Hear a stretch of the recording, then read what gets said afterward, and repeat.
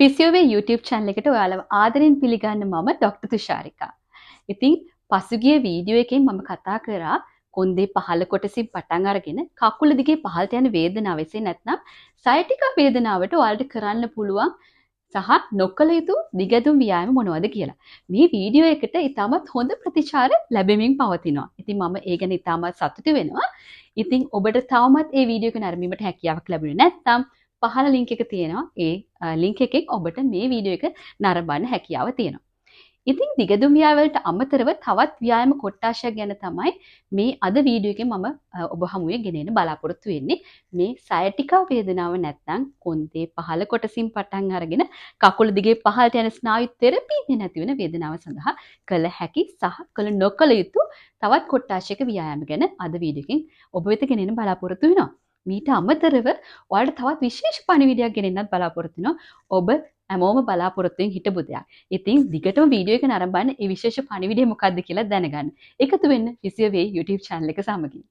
දිගදුම් ව්‍යායාම වලට අමතරව මේ කෝ මාංශ පේශි නැත්නම් කෝ මසල් ස්ට්‍රෙන්තනින් එක්සර්සයිසස් ඉතාමත් වැදගත් වෙනවා. අපේ මේ ඉරියව්ව හොඳින් පවත්වා ගන්න, ඒ වගේම කොන්දේ වේදනාව අඩු කරගන්න.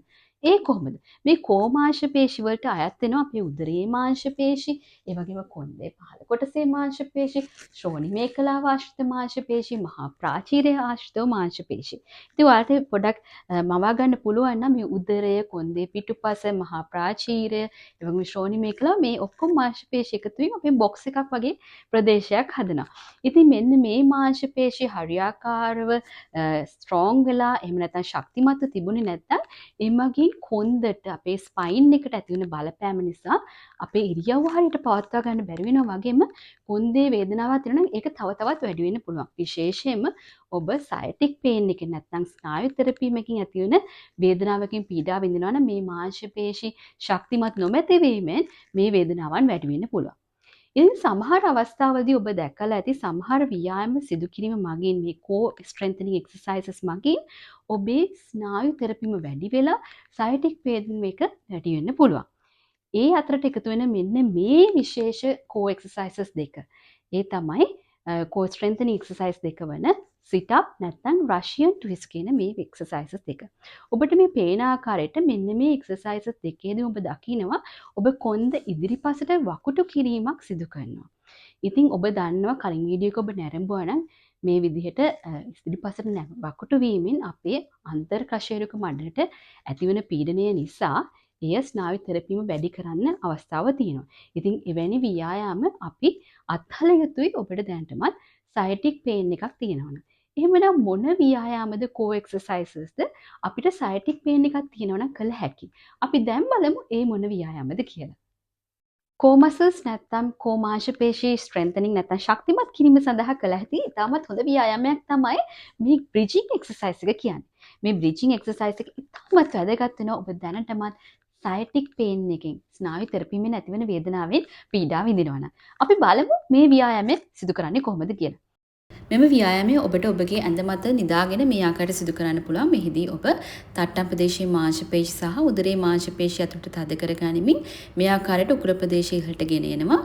එහිදී ඔබ දන හිස උකුල ප්‍රදේශය සහ උරහිස එක ලයින් එකකට එන ආකාරයට මෙන්න මේ පෙන්වන ආකාරයට ඔබ එසවීම සිදු කරන්න ඕනේ. ඊපසු තප්පර 5ක් තබාගෙන ඉඳලා පහළට ගෙන යනවා.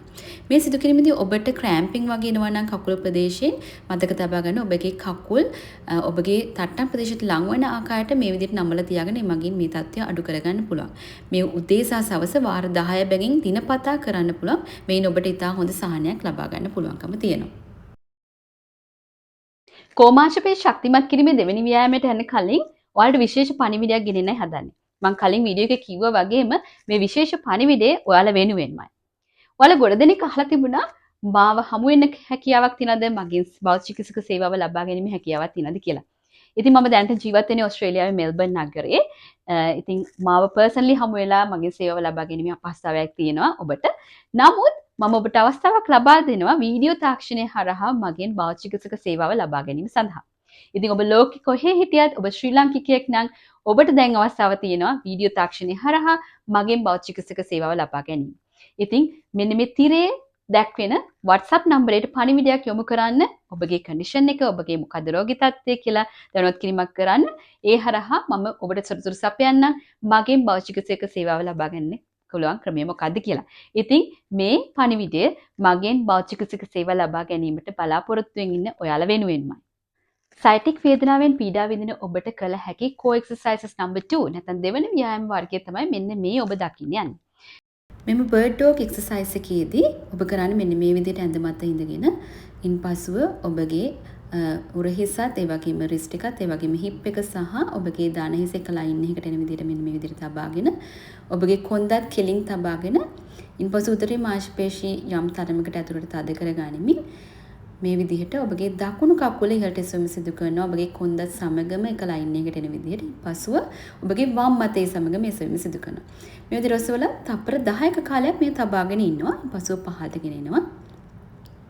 ඉන්පසු නැවතත් මෙන්න මේ ආකාරයට ඔබට ඉහළගෙන යන්න පුළුවන්.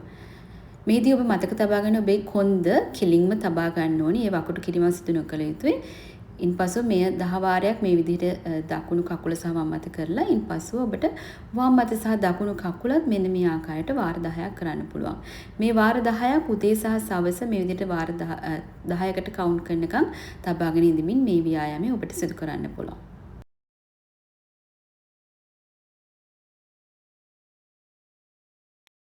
සයිටික් පේන් එකේ නැත්නම් ස්නායු තෙරපීමෙන් ඇතිවන කකුල දිගේ පහළට යන වේදනාවෙන් පීඩා විඳින ඔබ සිදු නොකළ යුතු රෂියන් ට්විස්ට් ඒ වගේම සිට් අප් කියන ව්‍යායාම දෙක පිළිබඳව අපි කතා කරා. ඔබ දැනටමත් මේ ව්‍යායාම සිදු කරමින් සිටිනවා නම් ඔබට දැනටමත් සයිටික් පේන් එකක් තියෙනවා නම් මෙන්න මේ ව්‍යායාම දෙක අත්හරින්න. ඒ වෙනුවට ඔබට කළ හැකි ව්‍යායාම දෙකක් තමයි මේ බ්‍රිජින් එක්සර්සයිස් එක සහ බර්ඩ් ඩොග් කියන ව්‍යායාමය. ඉතින් මෙන්න මේ ව්‍යායාම දෙක ඔබගේ ලයිස්තුවට ඇතුළත් කරගන්න. ඒ මගින් ඔබට ඉතාමත් හොඳ ප්‍රතිඵල ලබා ගන්න පුළුවන්. ඉතින් අද වීඩියෝ එකේදී මේ කියලා දුන්න ව්‍යායාම දෙක ඔබගේ ජීවිතයට ඇතුළත් කරගෙන ඔබගේ එදිනදා ව්‍යායාම වලට ඇතුළත් කරගෙන ඉතාමත් හොඳ ප්‍රතිඵල ලබා ගන්න පුළුවන් වෙයි කියලා මම බලාපොරොත්තු වෙනවා. ඉතින් අද වීඩියෝ එක වැදගත් වුණා කියලා මම බලාපොරොත්තු වෙනවා. එහෙම ඔබ හිතනවා නම් ලයික් එකක් දාන්න, ෂෙයා කරන්න, කමෙන්ට් එකක් දාන්න. ඔයාලා කොහොමද මේ ව්‍යායාම සිදු කරාද? මේ ව්‍යායාම ඔබට ප්‍රතිඵලයක් අත් වෙලා තියෙනවද? ඉතින් කැමති ඒ ගැන දැනගන්න. ඉතින් ඒ දැනත් අපිව දැනුවත් කරන්න. මේ විදිහම තවත් වැදගත් වීඩියෝ එකකින් ලබන සතියේ ඔයාලා හමුවට එන්න.